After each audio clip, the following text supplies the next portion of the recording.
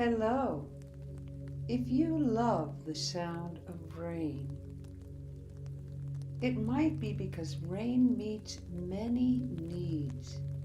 It is meditative and it helps you to concentrate and sleep. Rain also provides relaxation and calm, healing comfort, as well as revitalization.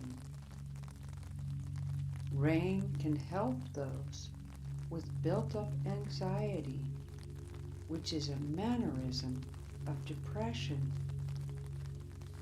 Many people feel calm and relaxed at the sound of rain and find that the rain helps to ease this anxiety or depression. Rain has a regular, predictable pattern, and this helps your mind to relax and ease into a calm state. Our mind is hardwired to process this pattern as a calm, non-threatening noise. Heading out in the rain can be invigorating, knowing that each raindrop brings life into existence. You don't always have to go out in the rain to enjoy it. You can look out your window when it's raining, gaze at the raindrops on your windowsill, or falling to the ground. Rain can feel cozy and comfortable. Enjoying a good book while it's raining is a wonderful way to learn, study, or just sit and enjoy. Simply gazing at the rain and listening to the pattern of it helps to focus in the moment.